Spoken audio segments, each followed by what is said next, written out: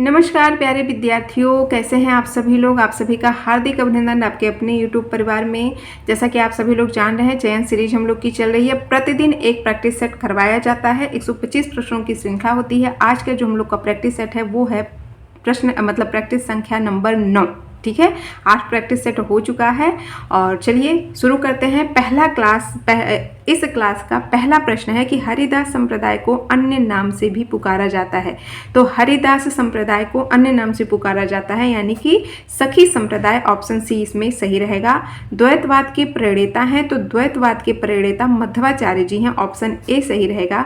शुद्धा द्वैतवाद दर्शन के प्रवर्तक हैं, तो शुद्धा द्वैतवाद के प्रवर्तक जो हैं वो हैं वल्लभाचार्य, तो ऑप्शन सी इसमें सही रहेगा। ठीक है, अगला प्रश्न है हिंदी का भक्ति काल बाहरी आक्रमण की प्रतिक्रिया है, यह कथन निम्न में से किस विद्वान का है। तो भक्ति काल बाहरी आक्रमण की प्रतिक्रिया है, ये आपके आचार्य रामचंद्र शुक्ल जी ने कहा था, तो ऑप्शन सी सही रहेगा चौथे का। पांचवा प्रश्न है रामानुज के श्री संप्रदाय में किसकी उपासना होती है।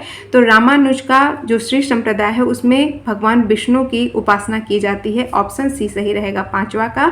अगला प्रश्न है प्रश्न संख्या 6 है भाव निबंध के लेखक हैं। तो भाव निबंध के लेखक आपके प्रताप नारायण मिश्र जी हैं। ठीक है, ऑप्शन डी इसमें सही रहेगा, प्रताप नारायण मिश्र, ऑप्शन डी सही रहेगा भाव निबंध के लेखक। अगला प्रश्न है शिकार संबंधी रोचक निबंधों के रचनाकार कौन है। तो शिकार संबंधी रोचक निबंधों के रचनाकार श्री राम शर्मा जी हैं, ऑप्शन बी सही रहेगा। अगला प्रश्न है प्रसाद पंत और मैथिली शरण नामक निबंध संग्रह किसका है। तो बहुत ही महत्वपूर्ण ये रचना है। ठीक है, प्रसाद पंत और मैथिली शरण नामक निबंध संग्रह किसका है। तो ये निबंध संग्रह लिखा है आपके रामधारी सिंह दिनकर ने, तो इस हिसाब से आपका ऑप्शन सी सही रहेगा। निषाद बांसुरी की रचना विधा है। तो देखिए निषाद बांसुरी की जो रचना विधा है वो है ललित निबंध। और याद रखिएगा कई बार ये प्रश्न आ चुका है आपके ही इन्हीं सब प्रैक्टिस सेटों में। निषाद बांसुरी कुबेर नाथ राय ने लिखी है। ठीक है, किस प्रकार का रचना विधा है, किस प्रकार की विधा है, तो ललित निबंध है, ऑप्शन डी इसमें सही रहेगा, याद रखिएगा। अगला प्रश्न है इनमें से कौन बाबरी पंथ से संबंधित नहीं है। तो इसमें जो प्रश्न है कि बाबरी पंथ से संबंधित कौन नहीं है, तो बुल्ला साहब, बुलाल साहब और संत साहब, ये सब के सब हैं। इसमें से पलटू साहब जो हैं वो नहीं है, क्योंकि जो पलटू साहब हैं वो ज्ञानाश्रयी शाखा यानी निर्गुण पंथ के ये कवि हैं। ठीक है, ज्ञान मार्गी शाखा के कवियों को किस नाम से पुकारा जाता है। तो ज्ञान मार्गी शाखा के कवियों को संत कवि नाम से पुकारा जाता है, आप सभी लोग को पता होगा। इसका जो अन्य नाम है ज्ञान मार्गी शाखा का वो है संत कवि। संत कवि मतलब कहा जाता है ज्ञान मार्गी शाखा के कवियों को। ज्ञानबोध किसकी रचना है। तो ज्ञानबोध किसकी रचना है, मलुकदास की रचना है। ठीक है, बहुत ही महत्वपूर्ण है ज्ञानबोध, मलुकदास की रचना है, ऑप्शन बी सही रहेगा। अगला प्रश्न है भक्ति विवेक निम्नलिखित में से किसकी रचना है। तो भक्ति विवेक जो लिखा है वो है आपके मलुकदास, यानी कि ज्ञानबोध भी मलुकदास की रचना है और भक्ति विवेक भी मलुकदास की रचना है, ऑप्शन ए सही रहेगा। निर्गुण ज्ञानाश्रयी शाखा का दूसरा नाम है। तो निर्गुण ज्ञानाश्रयी शाखा का दूसरा नाम संत साहित्य है। ठीक है, ध्यान रखिएगा, कई बार ये ये प्रश्न दोहराया गया है, तो आई होप कि आप लोगों को अच्छे से याद हो गया होगा। अगला प्रश्न है कबीर की वाणी का संग्रह बीजक कहलाता है, इसके कितने भाग हैं। जो कबीर की वाणी का संग्रह है बीजक, वो जो बीजक संग्रह है इनका कितने भाग में है। तो 3 भाग में है। साखी शबद रामायणी आप लोगों ने सुना होगा, पढ़ा भी होगा। ठीक है, तो 3 भाग में है साखी शबद रामायणी, ये भी नाम भी याद रखिएगा। अगला प्रश्न है किस काव्य कृति पर अज्ञेय जी को ज्ञानपीठ पुरस्कार प्राप्त हुआ था। तो ये तो आई होप कि आप सभी लोग को याद होगा, कितनी नाव में कितनी बार इनकी रचना है, इनका जो वो रचना है कितनी नाव में कितनी बार, अज्ञेय जी की, तो इसके लिए इन्हें ज्ञानपीठ पुरस्कार मिला था। अगला प्रश्न है निम्नांकित में से कौन सा काव्य संग्रह अज्ञेय जी का नहीं है। तो इसमें से पूछा गया है कौन सा अज्ञेय जी का नहीं है। हरी घास पर क्षण भर ये है, अरे वो करुणा प्रभा में ये भी है, सीढ़ियों पर धूप ये नहीं है। ठीक है, आंगन के पार द्वार ये अज्ञेय जी की रचना है, काव्य संग्रह है, लेकिन सीढ़ियों पर धूप, देखिए सीढ़ियों पर धूप जो है वो रघुवीर सहाय की रचना है, रघुवीर सहाय की रचना है सीढ़ियों पर धूप, तो ऑप्शन सी इसमें सही रहेगा क्योंकि ये अज्ञेय जी की रचना नहीं है। अगला प्रश्न है कमल दल नैनन की उन्मानी बिसरत नाही सखी मोह मन में मंद मंद मुस्कानी, यह पदचरण किसकी रचना है। तो ये पदचरण रहीम दास की है। ठीक है, कमल दल नैनन की उन्मानी बिसरत नाही सखी मोह मन ते मंद मंद मुस्कानी, ये रहीम के द्वारा कहा गया उक्ति है, पंक्ति है, कथन है, जो भी कह लीजिए, ठीक है। अगला है निम्नलिखित को सुमेलित कीजिए तथा नीचे दिए गए कूट द्वारा सही उत्तर चुनिए। तो यहाँ पर देखिए कुछ दिया गया है, 4 ऑप्शन, मतलब 4 सूची मिलानी है, पहली और दूसरी, तो कौन सा किसका है, तो फिर उसके आधार पर हम लोग देखेंगे कि इसमें कौन सा सही रहेगा। सबसे पहले मिलाते हैं 19वां का। तो देखिए विशिष्टाद्वैतवाद, विशिष्ट द्वैतवाद जो है वो रामानुजाचार्य जी का है, ठीक है। तो ये होगा 3। द्वैतवाद अभी आपने ऊपर ही प्रश्न आया था कि द्वैतवाद के प्रणेता कौन है, तो मध्वाचार्य हैं, तो इस हिसाब से बी आके मिलेगा आपके ऑप्शन 4 पर, ठीक है। फिर शुद्धाद्वैतवाद जो है वो है विष्णु स्वामी का, ठीक है। किसका है? शुद्धाद्वैतवाद विष्णु स्वामी का है, और द्वैताद्वैत बचता है तो ऑप्शन 1 है यहाँ पर निम्बार्क 4, तो इस हिसाब से देखिए मिलाते हैं। ए का है 3, ए का 3 इसमें है, ए का 3 यहाँ पर डी, सॉरी नीचे दिख नहीं रहा है, 3 ए इसमें आया डी में, तो यहाँ पर और 3 तो किसी में है नहीं, तो यही सही हो गया। द्वैत का है 4, देखिए बी का 4, सी का 2 है विष्णु स्वामी, शुद्धाद्वैत का विष्णु स्वामी, और द्वैताद्वैत का 1 है निम्बार का 4, तो इस हिसाब से ऑप्शन डी आपका सही हो गया, ठीक है। अच्छे से ये जो सिद्धांत है, नाम दिए हैं सिद्धांतों का, तो ये देखिए बहुत ही इंपॉर्टेंट है, परीक्षाओं में अक्सर करके पूछा जाता है, तो याद रखिएगा। अगला प्रश्न है संवत 1375 से 1700 तक के साहित्य में कौन सी भावधारा परिलक्षित होती है। तो सभी लोग जानते हैं 1375 से 1700 तक का जो समय है वो भक्ति काल का है, आचार्य रामचंद्र शुक्ल जी के अनुसार, बहुत ही महत्वपूर्ण है, ध्यान रखिएगा। अगला प्रश्न है ओम जय जगदीश हरे की आरती की रचना किसने की है। तो ओम जय जगदीश हरे आरती की रचना श्रद्धा राम फिल्लौरी ने की है, महत्वपूर्ण है, याद रखिएगा। हरी घास पर क्षणभर शीर्षक काव्य संकलन के रचयिता हैं। तो हरी घास पर क्षणभर आप सभी लोग जानते होंगे अज्ञेय जी की रचना है, ऑप्शन सी सही रहेगा, ठीक है। अगला प्रश्न है अज्ञेय की असाध्य वीणा किस प्रकार की काव्य कृति है। तो जो अज्ञेय की असाध्य वीणा है वो इनकी एक लंबी कविता है, लंबी कविता ऑप्शन डी, लंबी प्रलंब काव्य या फिर लंबी कविता, ऑप्शन डी इसमें सही रहेगा। अगला प्रश्न है अज्ञेय की रचना है, तो इनमें से जो अज्ञेय की रचना है वो है हरी घास पर क्षणभर, ऑप्शन डी सही रहेगा। सागर मुद्रा के लेखक हैं, तो सागर मुद्रा के लेखक अज्ञेय जी हैं, अज्ञेय ने लिखा है सागर मुद्रा। अगला प्रश्न है अजगर करे न चाकरी पंछी करे न काम किस कवि ने कहा है। अजगर करे न चाकरी पंछी करे न काम दास मलूका कह गए सबके दाता राम, यही है पूरा ना। तो इस हिसाब से यहाँ पर उत्तर आप लोग को पता चल गया होगा, ऑप्शन सी सही रहेगा। मूलक दास यहाँ लिखा है, मलुक दास होता है, ठीक है, ऑप्शन सी मलुक दास। कबीर की भाषा क्या कहलाती है। तो सभी लोग जानते हैं कबीर की भाषा सधुक्कड़ी भाषा कहलाती है, तो 27 का हो जाएगा ऑप्शन ए सधुक्कड़ी। अगला प्रश्न है रैदास का दूसरा नाम है। तो रैदास का दूसरा नाम कई बार आप लोगों ने, अगर आप हिंदी साहित्य का इतिहास आप लोग पढ़ते होंगे या पढ़ रहे होंगे तो सबको पता होगा रविदास रैदास का ही दूसरा नाम है, ऑप्शन सी इसमें रविदास ऑप्शन सी में है, तो यही सही होगा ऑप्शन सी 28 का, ठीक है। अगला प्रश्न है कबीर को प्रवर्तक माना जाता है। तो कबीर को किसका प्रवर्तक माना जाता है। कबीर किस प्रकार के कवि थे, निर्गुण पंथ के कवि थे ना, तो निर्गुण संप्रदाय के प्रवर्तक माने जाते हैं कबीरदास जी, ऑप्शन डी सही रहेगा। प्रभु जी तुम चंदन हम पानी ये पंक्तियां किसने लिखी है। तो प्रभु जी तुम चंदन हम पानी किसकी पंक्तियां हैं, रैदास की पंक्तियां हैं, ठीक है, तो ऑप्शन सी इसमें सही रहेगा। अगला प्रश्न है कनुप्रिया के लेखक हैं। कनुप्रिया के लेखक आप सभी लोग जानते होंगे, कनुप्रिया धर्मवीर भारती की रचना है, किसकी रचना है, धर्मवीर भारती की रचना है, ऑप्शन डी सही रहेगा। अगला प्रश्न है निम्न में से कौन सी रचना धर्मवीर भारती की नहीं है। तो इसमें से जो धर्मवीर भारती की रचना नहीं है वो है सूर्य का स्वागत, ठंडा लोहा, सादगीत वर्ष, कनुप्रिया, ये तीनों ही रचनाएं धर्मवीर भारती के द्वारा लिखी गई है। लेकिन जो 32 का ऑप्शन डी है सूर्य का स्वागत, ये इन्होंने नहीं लिखा है क्योंकि सूर्य का स्वागत लिखा है दुष्यंत कुमार ने, ठीक है।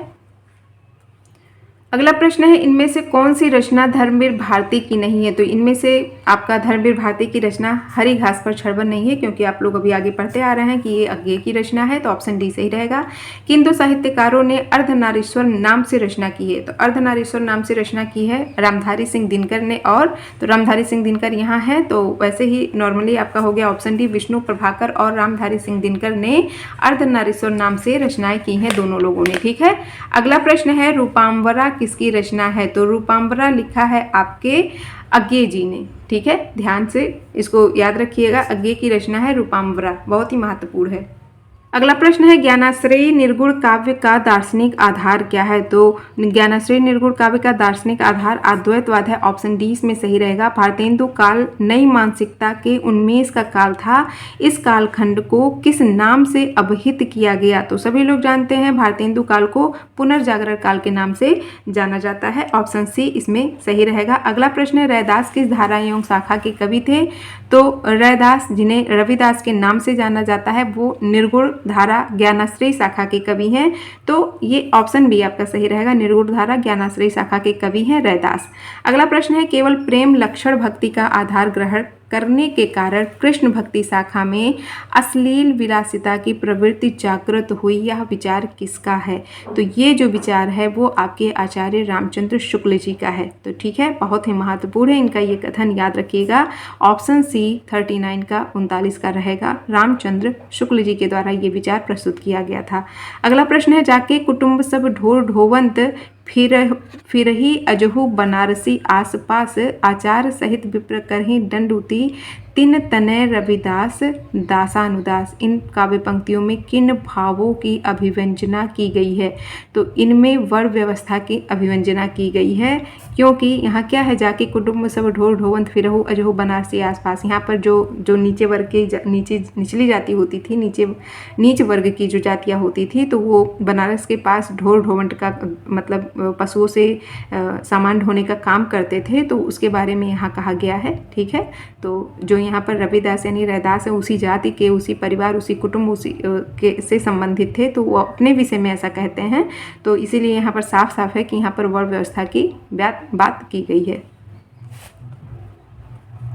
अगला प्रश्न है जानने की इच्छा रखने वाला। जो बहुत हर चीज़ों को जानने की इच्छा रखता है उसे जिज्ञासु कहते हैं। ऑप्शन बी सही रहेगा। जो सदा दूसरों पर संदेह करता है, जो सदा दूसरों पर संदेह करता है, कौन होता है? संकालु। कहते हैं ना बड़े संकालु आदमी हो, तो जो सदा दूसरों पर संदेह करता है, ऑप्शन डी रहेगा संकालु।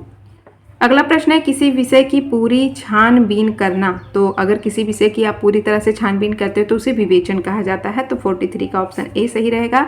स्वयंभू की कृति का क्या नाम है? तो स्वयंभू की कृति आप सभी लोग जानते हैं, इनमें से पौंचर्यु, ऑप्शन डी सही रहेगा। अगला प्रश्न है भविष्यत कहा किसकी रचना है? तो भविष्यत कहा धनपाल की रचना है। ऑप्शन सी सही रहेगा। ठीक है, धनपाल की रचना है भविष्यत कहा। कहीं कहीं पर भविष्य कथा भी लिखा रहता है, तो कंफ्यूज मत होइएगा। मुकरी लिखने का सर्वप्रथम प्रयास किस कवि ने किया था? तो बताने की आवश्यकता ही नहीं है, किसने किया था, सभी लोग जानते हैं, अमीर खुसरो ने किया था। ऑप्शन सी सही रहेगा। अगला प्रश्न है संवत 1050 से 1375 की कालावधि में लिखे गए हिंदी साहित्य का वीर गाथा काल के रूप में नामकरण किसने किया था? तो ये सभी लोग को पता ही होगा कि आचार्य रामचंद्र शुक्ल ने जो 1050 से 1375 तक का जो समय है उसे आदिकाल कहा जाता है। ठीक है, और आदिकाल को वीर गाथा काल नाम आपके आचार्य रामचंद्र शुक्ल जी ने दिया था, तो उस हिसाब से ऑप्शन 20 में सही रहेगा। अगला प्रश्न है रवि ईश्वर को न मानने वाला मनुष्य है। रवि ईश्वर को न मानने वाला मनुष्य है, तो नास्तिक। यहाँ पर मतलब ये रवि ऐसे ही जुड़ गया हमको लग रहा है। यहाँ पर जो बनेगा प्रश्न कि ईश्वर को न मानने वाला मनुष्य है, तो ईश्वर को कौन नहीं मानता है? जो नास्तिक होते हैं, जैसे कहते हैं ना बड़े ही नास्तिक हो तुम, किसी को मानते ही नहीं हो। ईश्वर का कोई आकार नहीं होता। 49वां प्रश्न है कि ईश्वर का कोई आकार नहीं होता है, तो उसे क्या कहा जाता है? निर्गुण निराकार कहा जाता है। तो यहाँ पर क्या हो जाएगा? निराकार, ऑप्शन सी सही रहेगा। भारतीयों की बुरी दशा देखकर गांधी जी का मन द्रवित हो गया। द्रवित हो गया यानी कि भारतीयों की बुरी दशा को देख करके, बुरी दशा भारतीयों की, तो यानी कि उनकी दुर्दशा। ठीक है, तो ऑप्शन सी यहाँ पर 50 का ऑप्शन सी सही रहेगा। अगला प्रश्न है आंखों के सामने घटित घटना पर विश्वास तो करना ही पड़ेगा। 51वां प्रश्न है आपका कि आंखों के सामने घटित घटना पर विश्वास तो करना ही पड़ेगा। तो आंखों के सामने जो घटना घटित होती है तो क्या कहते हैं कि हमने प्रत्यक्ष रूप में देखा है, हमारे सामने ही ये सब कुछ हुआ, तो ऑप्शन ए सही रहेगा। ठीक है, प्रत्यक्ष। आयु में बड़ा व्यक्ति, तो आयु में बड़ा व्यक्ति कौन होता है? ज्येष्ठ कहलाता है। ऑप्शन सी सही रहेगा। अगला प्रश्न है दोपहर के समय सालू आराम कर रही थी, तो दोपहर के समय को कहा जाता है मध्याह्न। ठीक है, तो ऑप्शन बी इसमें सही रहेगा। अगला प्रश्न है वैभव को उस विद्यालय में इम्तिहान लेने वाला बनकर जाना पड़ा, तो वैभव किसी विद्यालय में गया, क्या कर बन के इम्तिहान लेने वाला, तो परीक्षक बन के वो गया था। ठीक है, तो ऑप्शन बी इसमें सही रहेगा, 54 का ऑप्शन बी परीक्षक। अगला प्रश्न है, आचार्य हजारी प्रसाद द्विवेदी ने वाणी का डिक्टेटर किसे कहा है? तो वाणी का डिक्टेटर हजारी प्रसाद द्विवेदी ने कबीर को कहा है। ठीक है, कबीरदास को। तो ऑप्शन ए इसमें सही रहेगा, कबीर को। अगला प्रश्न है, निम्नलिखित में से कौन रामानंद की शिष्य परंपरा में नहीं है? तो मलुकदास नहीं है। 56 का सी जो है ऑप्शन मलुकदास वो नहीं है, क्योंकि कबीरदास, नरहरिदास और रैदास ये सब रामानंद की शिष्य परंपरा में आते हैं, मलुकदास नहीं है। ठीक है, अगला प्रश्न है, कबीरदास की मृत्यु कहाँ हुई है? तो कबीरदास की मृत्यु मगहर में हुई है, आप सभी लोग को पता होगा, ऑप्शन बी सही रहेगा। 58 प्रश्न संख्या है कि संत काव्य नाम किसने दिया है? तो संत काव्य नाम आपके डॉक्टर राम कुमार वर्मा ने दिया है। ठीक है, संत काव्य नाम राम कुमार वर्मा ने दिया है, याद रखिएगा, ऑप्शन सी सही रहेगा। अगला प्रश्न है, वीरपुत्र को जन्म देने वाली स्त्री के लिए एक शब्द है, तो जो वीरपुत्र को जन्म देती है उसे वीर प्रसू कहा जाता है, तो ऑप्शन डी सही रहेगा। किसी संस्था या व्यक्ति के 50 वर्ष पूरे करने के उपलक्ष्य में होने वाला उत्सव स्वर्ण जयंती कहलाती है। ठीक है, 60 का ऑप्शन बी सही रहेगा, स्वर्ण जयंती, जब 50 वर्ष पूरे होते हैं किसी व्यक्ति के या किसी संस्था के। उत्तर और पश्चिम के बीच की दिशा, तो उत्तर और पश्चिम के बीच की जो दिशा होती है उसे व्याव्य कहते हैं, व्याव्य। ऑप्शन ए 61 का सही रहेगा, उत्तर और पश्चिम के बीच की दिशा व्याव्य कहलाती है। इसी के साथ और जो बाकी यहाँ दिशाओं का नाम लिखा है वो भी आप लोग ध्यान से पढ़ लीजिए, क्योंकि पूछा जा सकता है ना कि आग्नेय किस दिशा को कहते हैं, ईशान किसे कहते हैं, नैऋत्य किसे कहते हैं। तो देखिए, जो उत्तर और पश्चिम के बीच की दिशा होती है वो होती है व्याव्य। आग्नेय कहते हैं, आग्नेय जैसे जो दक्षिण और पूर्व के बीच की जो दिशा होती है, दक्षिण और पूर्व के बीच की जो दिशा होती है उसे आग्नेय कहते हैं। ठीक है, आग्नेय कहते हैं। और ईशान जो होता है, उत्तर और पूर्व का जो कोना होता है, उत्तर और पूर्व का, तो उसे ईशान कहते हैं। और नैऋत्य कहते हैं जो दक्षिण और पश्चिम के बीच की दिशा होती है उसे। ठीक है, समझ में आ गया होगा, नहीं आया होगा तो सुन करके आप लोग एक कॉपी में नोट कर लीजिए, इसे याद रहेगा। यहाँ अगला प्रश्न है, अभिज्ञ। अभिज्ञ का मतलब होता है जानने वाला, ऑप्शन बी सही रहेगा। ना जानने वाला उसे अनभिज्ञ कहते हैं, कम जानने वाले को अल्पज्ञ कहते हैं और जानने वाले को अभिज्ञ कहते हैं या अभिज्ञ कहते हैं। ठीक है, तो ऑप्शन बी यहाँ पर सही रहेगा। निर्गुण, निर्गुण जो है 63 का ऑप्शन, निर्गुण का मतलब क्या है? जो सत्व हो, रज व तम तीनों गुणों से परे हो, यानी जो निर्गुण निराकार हो, जो सतोगुण, रजोगुण, तमोगुण, इन तीनों गुणों से क्या हो? परे हो, तो उसे कहते हैं निर्गुण। तो यहाँ पर उस हिसाब से ऑप्शन ए आपका सही रहेगा। ठीक है, अगला प्रश्न है, छायावाद की निम्नलिखित विशेषताएं हैं। तो यहाँ पर पूछा गया है छायावाद की विशेषताएं क्या क्या है। तो देखिए, यहाँ पर 4 ऑप्शन पहले दिए गए हैं, पढ़ लीजिए एक बार। आत्मानुभूति की अभिव्यक्ति, साम्राज्यवाद के प्रति विद्रोह, सौंदर्य के प्रति अत्यधिक आकर्षण, छायावाद रहस्यवाद का पर्याय है। तो इन चारों में से पूछा है, और यहाँ पर मतलब उसका वो दिया है कि इसमें कौन सा सही है कौन सा नहीं, उस हिसाब से। तो जो 64 है, तो इसमें 4 ऑप्शन दिया है। तो इसमें देखिए, पहले ध्यान से आप लोग देखिएगा, इसमें दिया है आत्मानुभूति की अभिव्यक्ति, तो आत्मानुभूति की अभिव्यक्ति नहीं होती है। ठीक है, ए हटा दीजिए पहला। साम्राज्यवाद के प्रति विद्रोह, तो साम्राज्यवादी के प्रति विद्रोह छायावाद की विशेषता है। दूसरा है किसी में, बी में भी है, सी में भी है और डी में भी है। तो देखिएगा, अभी आगे आप लोग देखिएगा, सौंदर्य के प्रति अत्यधिक आकर्षण है। ठीक है, तो ऑप्शन 3 इसमें भी है, 3 इसमें। और छायावाद रहस्यवाद का पर्याय है, तो ये छायावाद रहस्यवाद का पर्याय है तो, लेकिन कैसा? बहुत ही कम रूप में। तो इसमें दिया है कहीं चौथा का आंशिक सही, आंशिक सही मतलब थोड़ा सा कम सही है। तो इस हिसाब से आपका जो ऑप्शन डी है वो सही होगा। क्यों? क्योंकि देखिए, इसमें जो सौंदर्य के प्रति अत्यधिक आकर्षण बिल्कुल सही है, दूसरा है साम्राज्यवाद के प्रति विद्रोह बिल्कुल सही है, तीसरा है तीसरा यहाँ पर दूसरा यहाँ तीसरा दे दिया है, 3 बार दिया है। तो यहाँ पर आत्मानुभूति की अभिव्यक्ति भी है। ठीक है, तो इस हिसाब से लाइन से जो चौथा ऑप्शन इसमें दिया है कि छायावाद रहस्यवाद का पर्याय है, तो है लेकिन बहुत ही कम है, आंशिक सही है। ठीक है, तो इस हिसाब से आपका ऑप्शन डी सही रहेगा। ध्यान से थोड़ा सा, चारों इसमें है सही, लेकिन जो चौथा वाला दिया है वो आंशिक सही है, मतलब थोड़ा थोड़ा सही है, पूरी तरीके से नहीं, थोड़ा कम। ठीक है, तो इस हिसाब से ऑप्शन डी आपका सही रहेगा।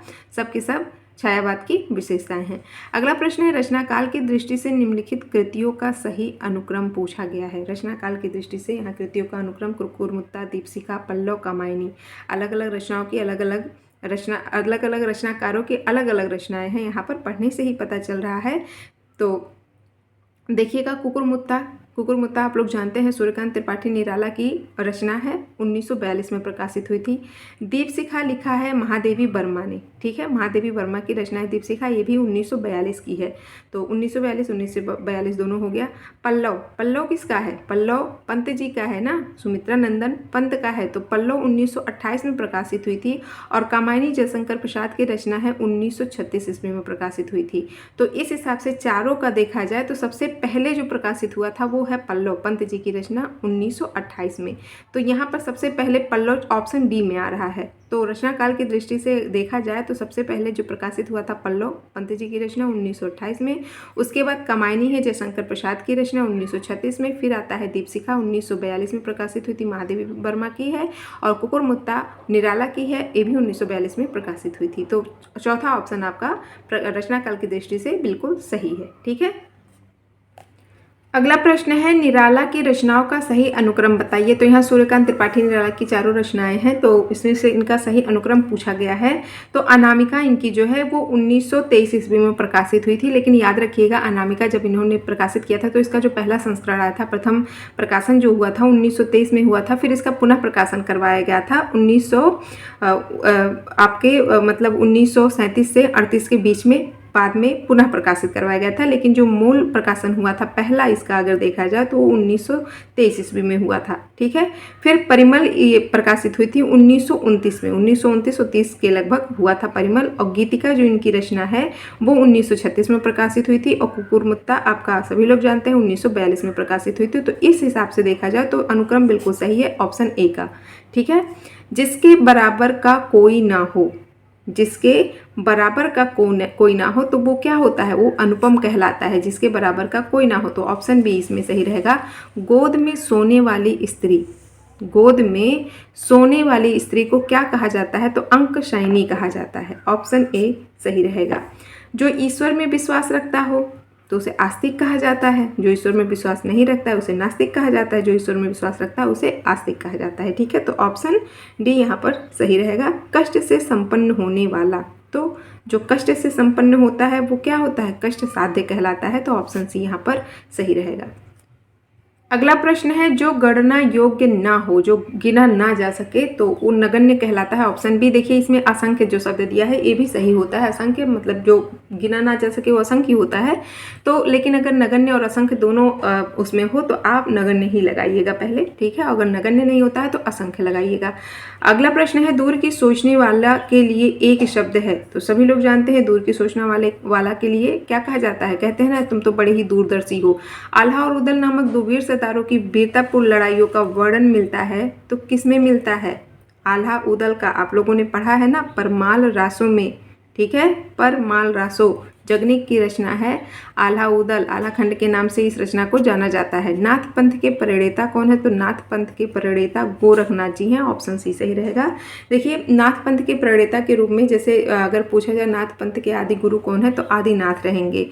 और नाथ पंथ की शुरुआत मच्छंदर नाथ ने, जिसे मत्स्येंद्र नाथ के नाम से भी जाना जाता है, इन्होंने की थी। लेकिन जो नाथ पंथ का प्रचार प्रसार सबसे ज़्यादा किया था वो गोरखनाथ ने किया था। तो इस हिसाब से अगर नॉर्मली इसका उत्तर गोरखनाथ ही आता है। अगर पूछा जाए नाथ पंथ के प्रणेता कौन है तो गोरखनाथ ही लगाया जाता है। ठीक है, अगला प्रश्न है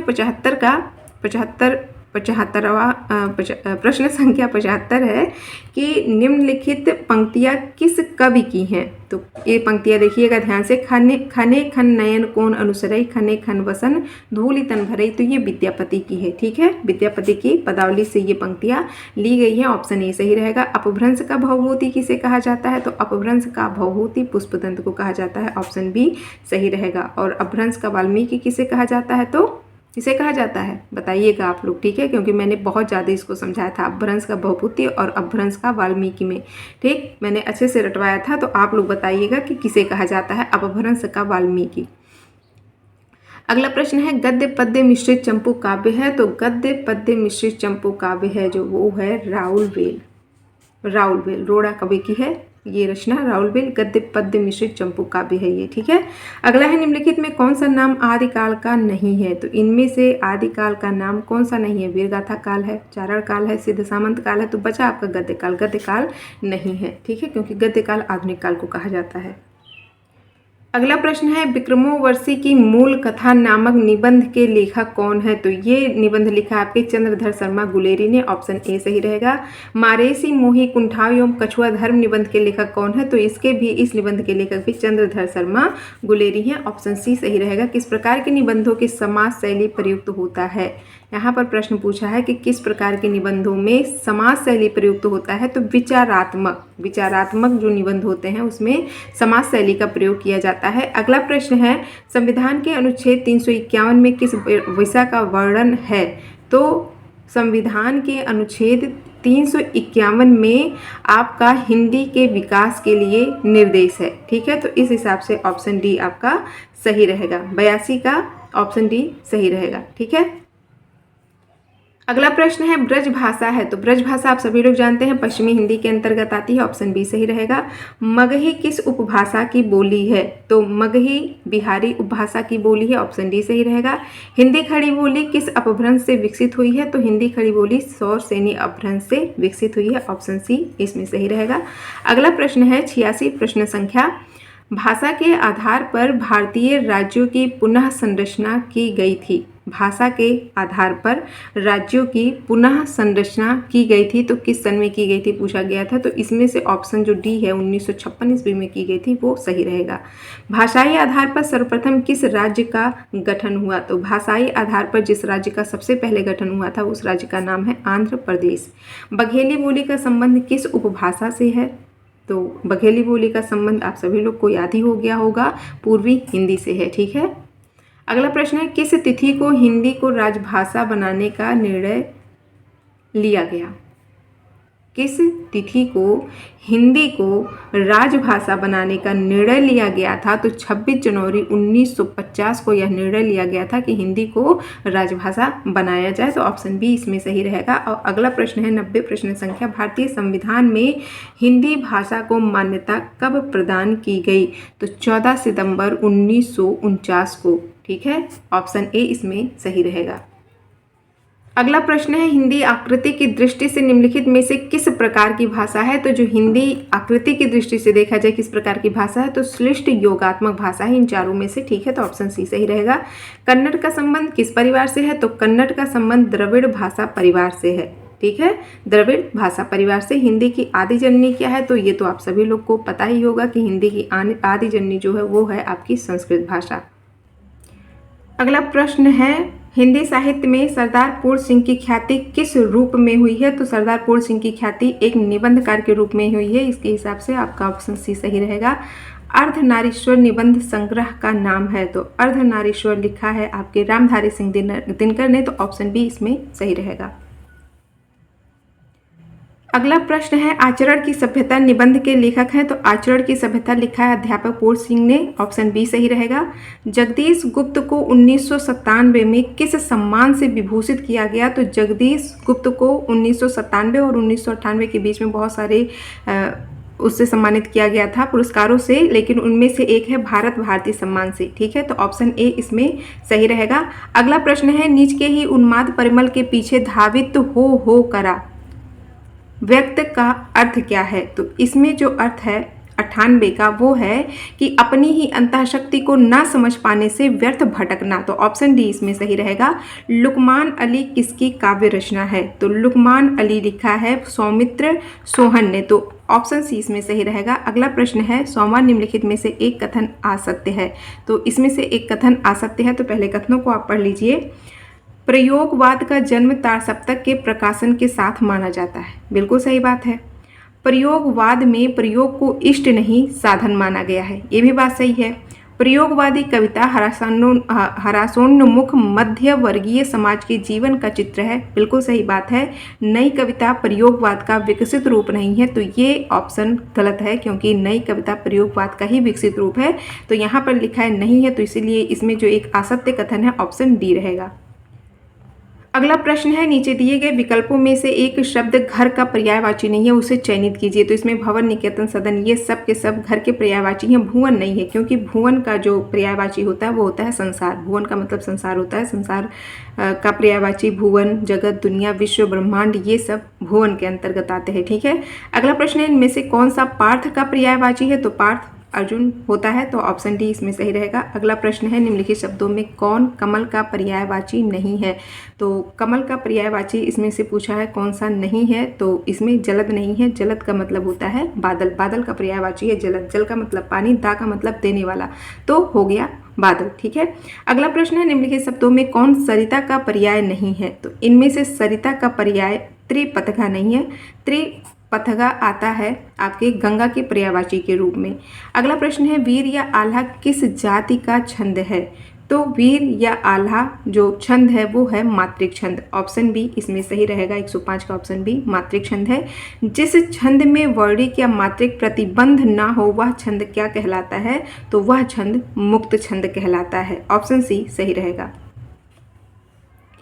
अगला प्रश्न है, निराला की कविता जूही की कली उदाहरण है। तो निराला जी की जो कविता है जूही की कली वो मुक्त छंद का उदाहरण है। ऑप्शन सी सही रहेगा।